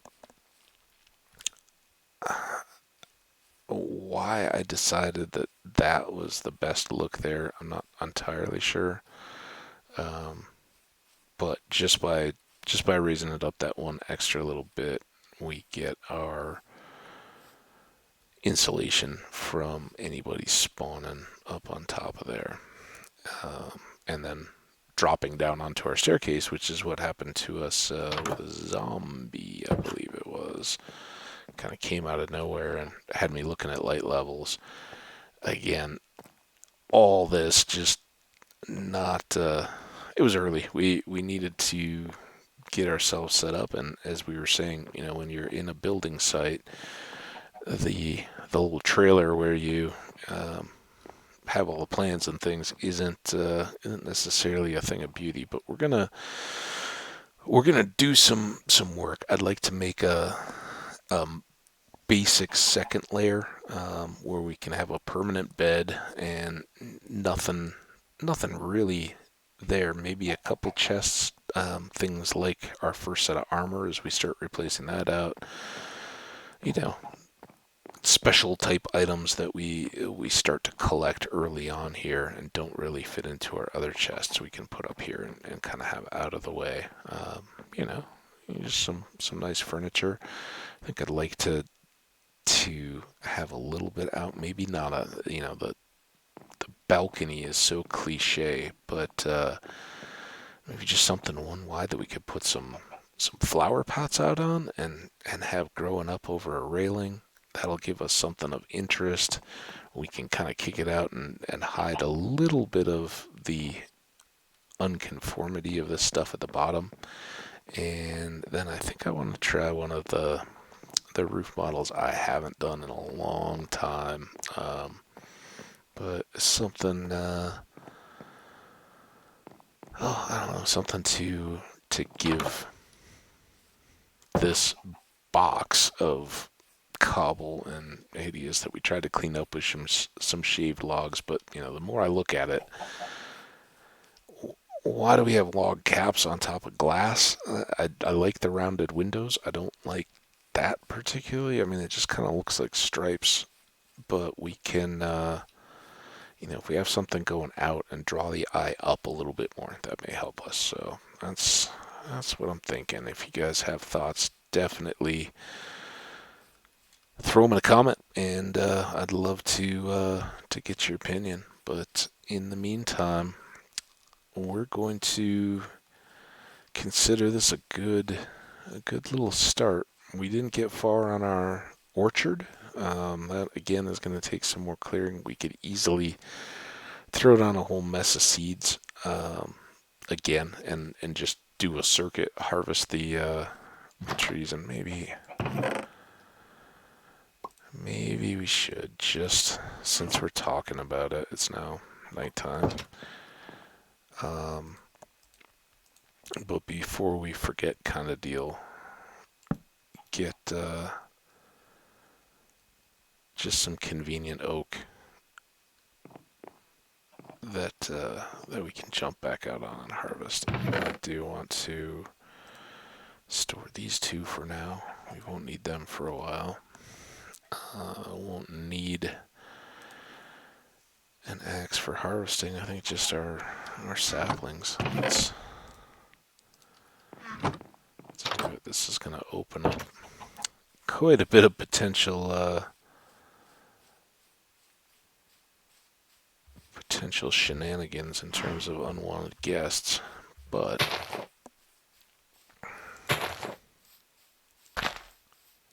I'm not even fully counting these out.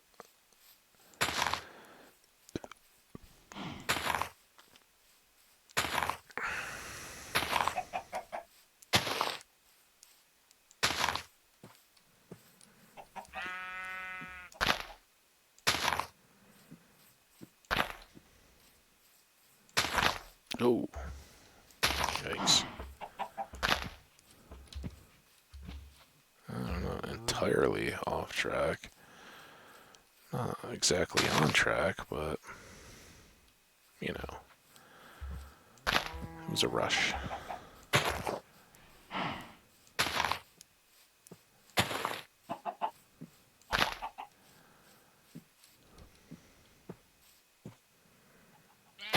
And a little more,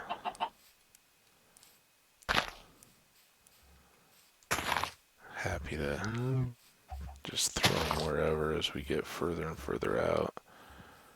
Man, how did all those line up so so poorly? Don't ask. Now, from here, this will just be random. I sort of wanted to space those other ones out for the sake of throwing a few torches in between them.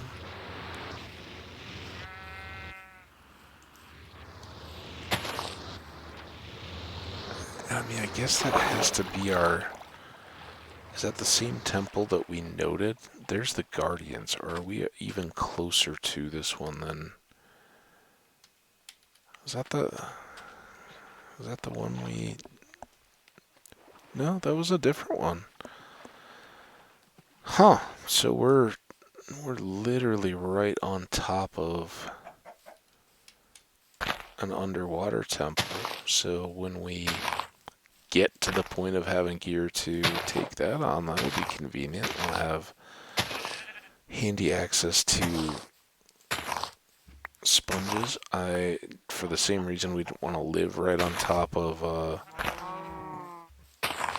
the pillager outpost that we saw on day one. I don't think we would want to do our how did we get here set up right at our base.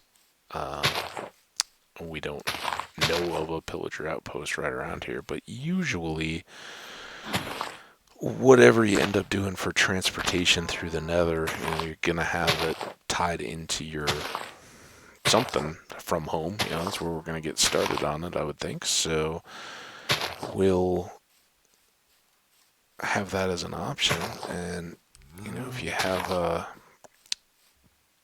an underwater temple here, you can get started and handle your raid. I don't have plans necessarily to set up a raid farm. More just do them as needed, out and about at unsuspecting villages, as opposed to building them by design at a specific location. But you never know.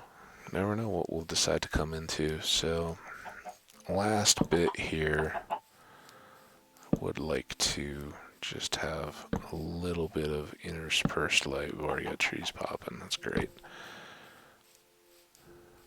I think this'll definitely help us.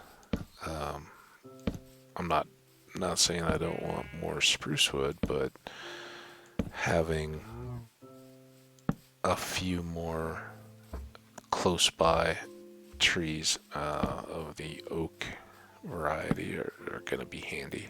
So, last little bit of good work there. We'll let those grow up. We'll let our cows grow up. We'll let our wheat grow up. Someday, soon, we'll have a carrot slot all ready to go and can switch those out when they're ready. We've already got a few. You can see some nice orange out there. And you, sir, may be our donkey. Would you like to be our donkey? No? Not yet? Not yet? You sure? Let's get him.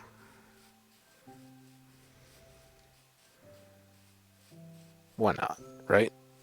I know it's long. We're ready to wrap up the episode, but I had it with me.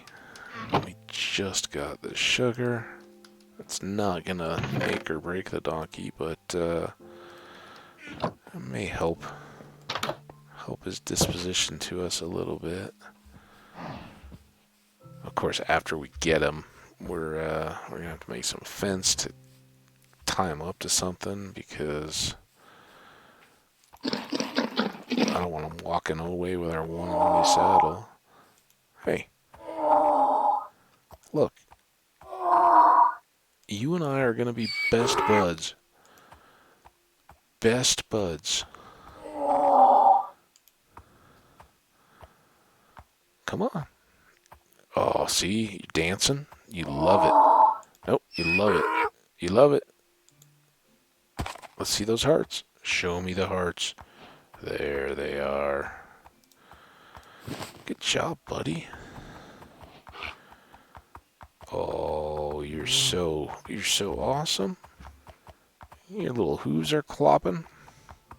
Now, don't go too far away, because I want to really use up all my chests. All right, we need that. I need some sticks. We want to make a chest, because I want to see if we can stick it on them. After all my talk, I can't remember if you can saddle and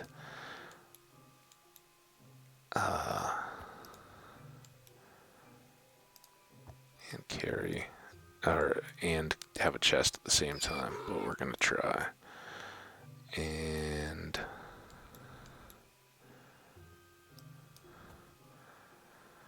let's get as much fence there as we can.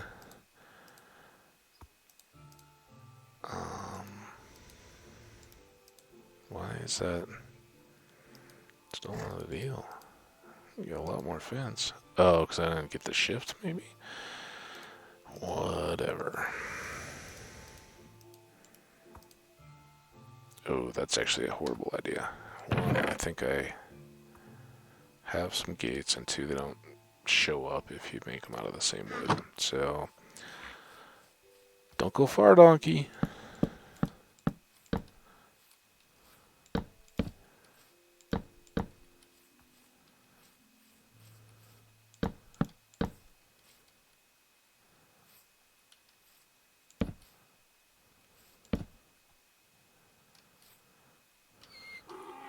Yeah, I hear ya. Oh, this donkey's gonna be like, what just happened? I was out by the fields, looking down on the caves. I'm talking to all my friends. You came along, put a saddle on me. All right, now let's see about this chest. So if we shift,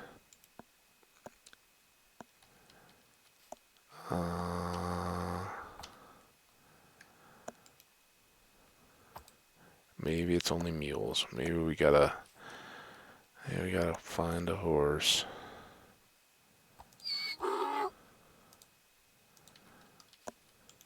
Oh, there we go. Just don't shift. Then, oh, now you are a mighty beast. Okay. There you are, nice and safe and sound. Oh, you look so good in there. You, Mr. Cow, sir. I really don't want to lead you. Let's get you some wheat. Yep. You heard me. Alright, you're not going in the house. Come on, this way. It's getting dark. You gotta hurry. Oh, there's two of you? Where'd you guys even come from?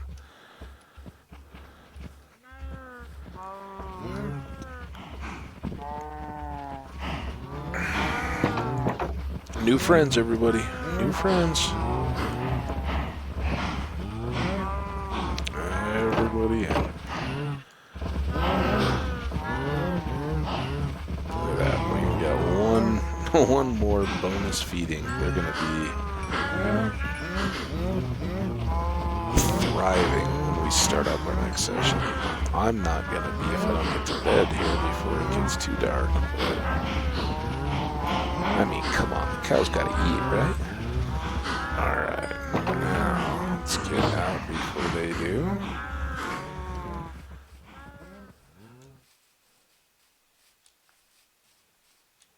Alright.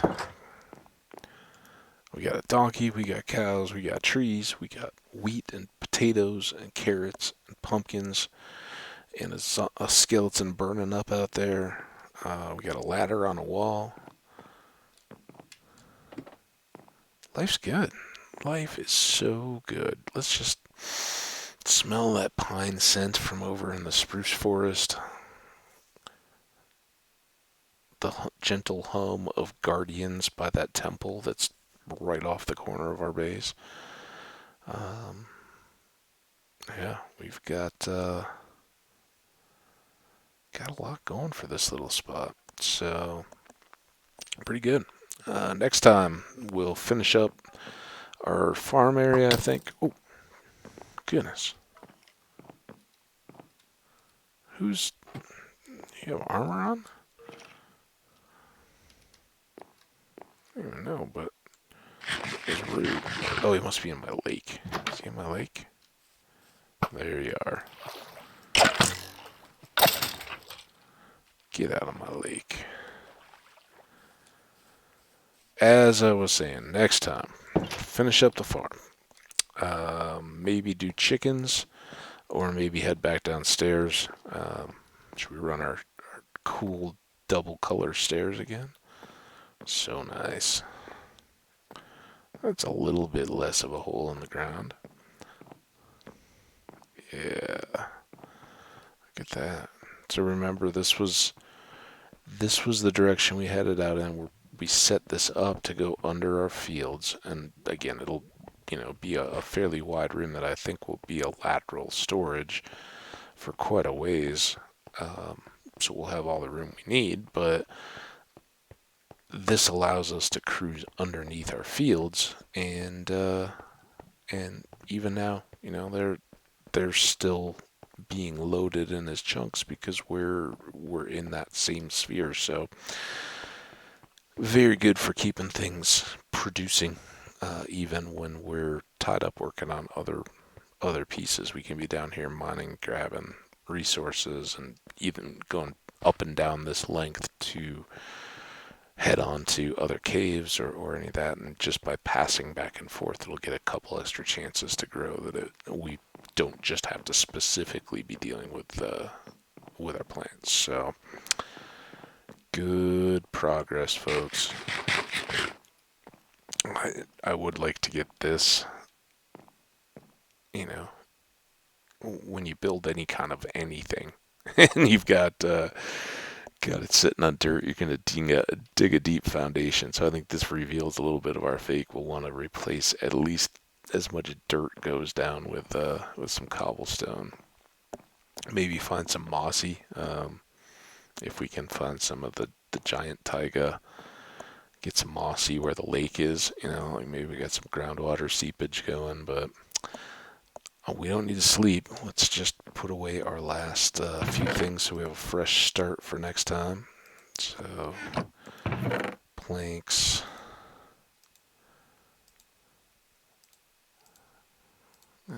fence, gates. We seem to be growing some of our building supplies. That's all right, though. We'll find uses for them. Got all these sticks.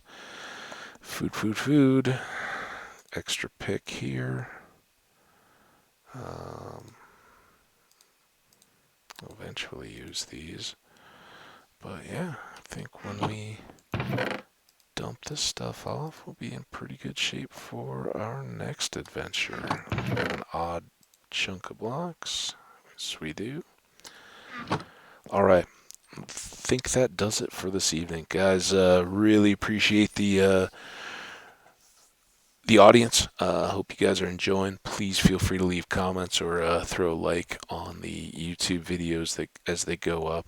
Hope you're enjoying what you see there. If you have any recommendations or thoughts, or just want to get engaged, feel free to throw down those comments. And as I said, still not imminent on any live streams just yet, but look forward to doing that in the future. So take care. Have a great day, and we'll be back to Minecraft soon. Thank you very much. Have a good day.